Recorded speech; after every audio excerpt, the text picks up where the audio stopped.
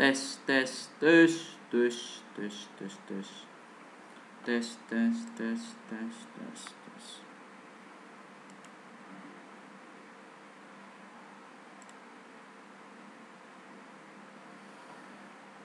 Bismillahirrahmanirrahim. Assalamualaikum warahmatullahi wabarakatuh. Perkenalkan, nama saya Dian Brahmana Putra, Stambuk F551 19018. Di sini saya akan menjelaskan mengenai materi yang telah diberikan sebelumnya, yaitu materi dari Sistem Informasi Geografis 2. Baiklah, langsung saja. Pengertian Sistem Informasi Geografis. Menurut saya, sistem informasi geografis adalah suatu sistem yang mempelajari tentang ilmu geografis. Untuk memanipulasi data geografis, sistem ini diimplementasikan dengan perangkat keras. Perangkat berfungsi untuk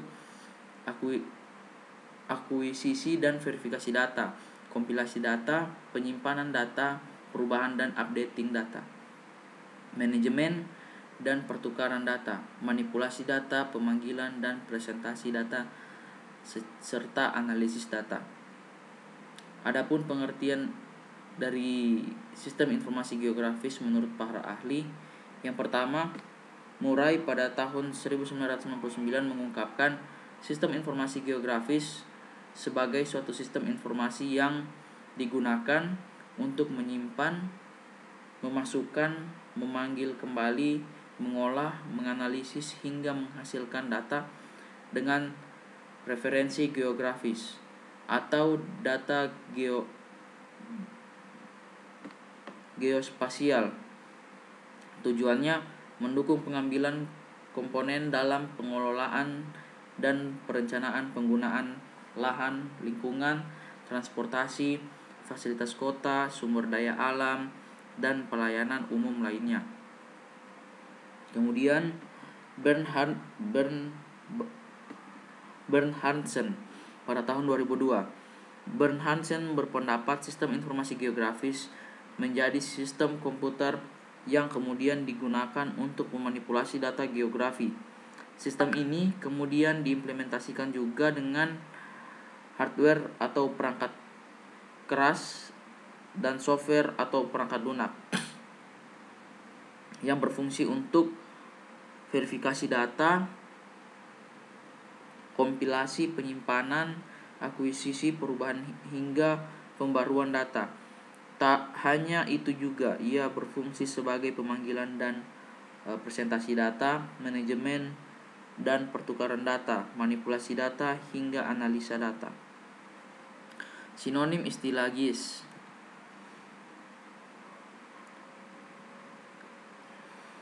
Terminologi: Geographic Information System. Sumbernya terminologi dari Amerika Serikat. Kemudian yang kedua, Geographical Information System. Sumbernya terminologi dari Eropa.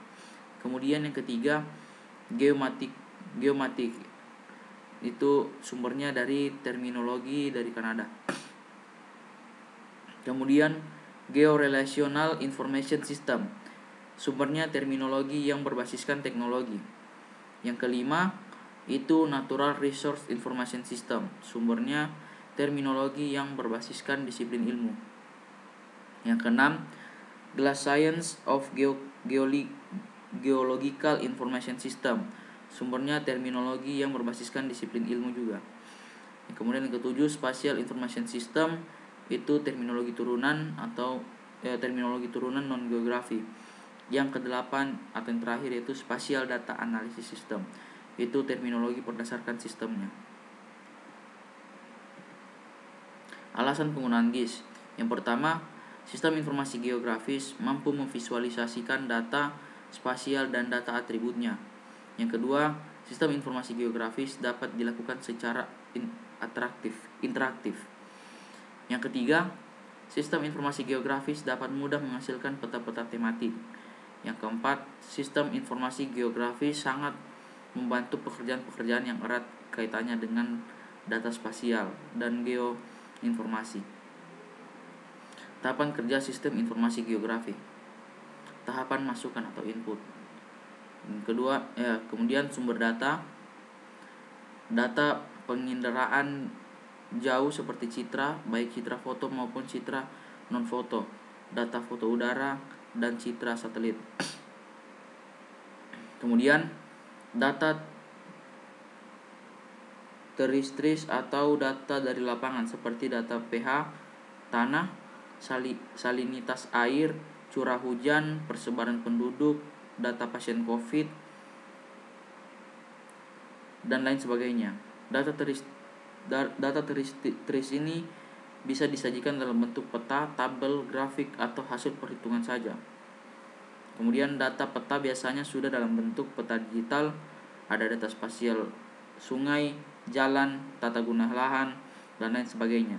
Kalian tinggal input saja sesuai dengan keperluan pembuatan.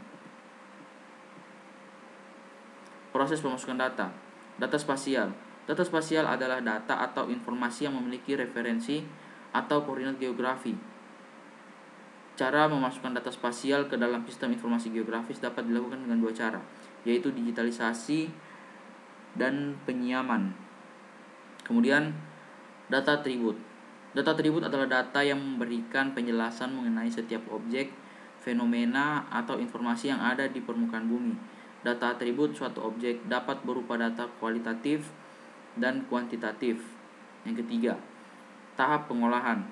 Setelah kita mengumpulkan data-data dari berbagai sumber dan data tersebut sudah kita input pada sistem informasi geografis, barulah kita memulai tahap pengolahan data. Tahap pengolahan data ini meliputi manipulasi dan analisis data, seperti membuat basis data baru, menghapus basis data, mengedit data, mengisi dan menyisipkan data ke dalam tabel. Kemudian yang keempat, tahap keluaran atau output. Nah, kalau peta rupa bumi kalian sudah selesai, maka kalian bisa langsung menyajikannya.